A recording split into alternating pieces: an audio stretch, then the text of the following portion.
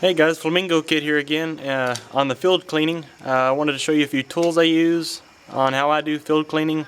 I've got my Brown Best smooth bore out here again.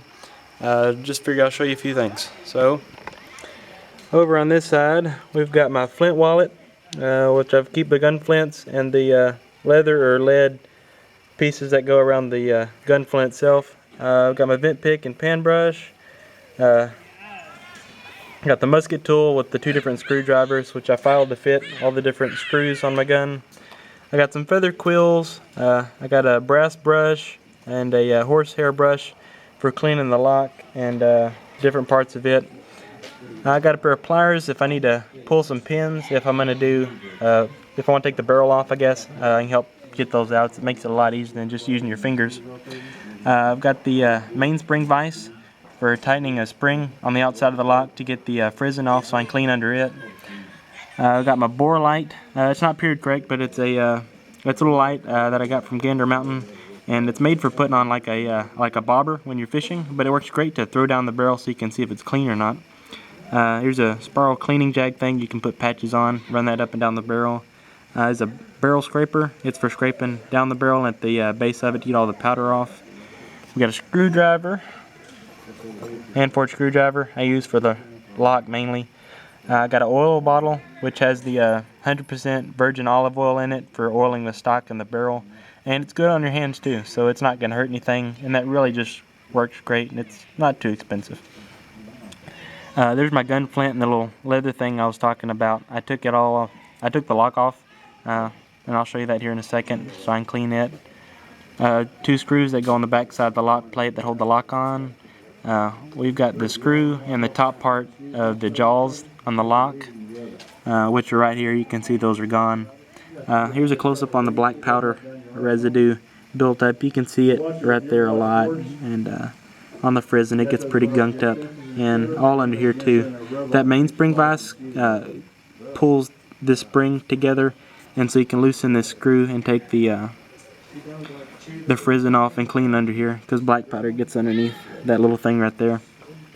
Here's a cleaning jag and some extended pieces I can use to put the different tips I've got on, because they're all different sizes, and then it helps have a longer ramrod to hold on to while you're cleaning it.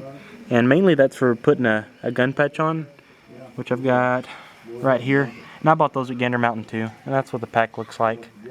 And they're fairly cheap. You get them, how many are on here?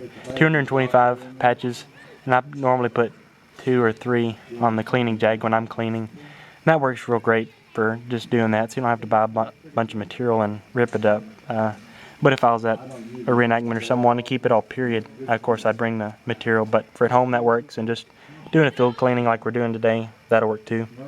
I've got some steel wool, and they make that in different, I don't know what you call it, I guess grades or thicknesses of wire and how tight it's spun together. And that works really good for going up and down the barrel and getting all that gunk that builds up on there off, out, and broken up. And then you can run the patches down after it, and it'll really just, it does wonders when you're cleaning, trust me. Here's underneath the lock. I don't have a lot of residue right here, but I do around the touch hole. You can see where the lock was, and where that black powder residue comes up, and it chars your wood a little bit. But you can get that off, and it's not a real problem. But you want to make sure that gets off so it doesn't get rusted. And what I'm going to do is I've got some water in my cup here, and oh, I didn't show you this. I've got 2 ends of tow on a piece of hemp cord. You can get hemp at Hobby Lobby or Michael's in a big roll. You can use it for all kinds of stuff. Walmart. Yeah, Walmart. I can get it at Walmart. And this is tow. It's what would fall off of the threads that the ladies would spin on the wheels, and the guys would go collect it and use it for gun wadding or for cleaning. I got this from Smiling Fox Forge, I think, sells it in a big thing, and you can use it forever. It's a lot of it.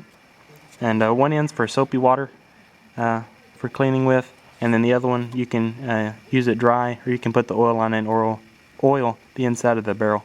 Works pretty good.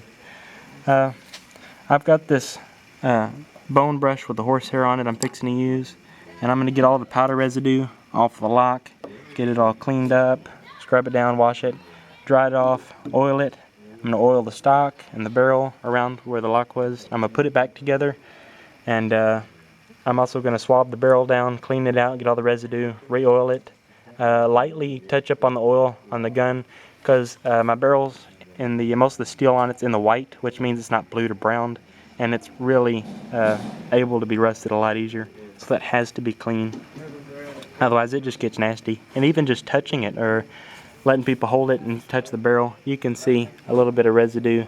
Well, maybe on the barrel from where I was touching and carried around today. And I've got to clean that off and oil it. And that's what I'm going to do, is I'm going to oil it, get it all cleaned up. Spend a few minutes doing this, and then I'll do another video and just show you what it looked like and show you the patches, how nasty this black powder residue is, how important it is to keep your gun clean, because you spend a lot of money on it. And if you keep it clean, take care of it, and do everything like you should, they'll last forever. So that's basically all my tools and whatnot, and I'm going to go ahead and start cleaning it, and I'll show you what it looks like when it's done.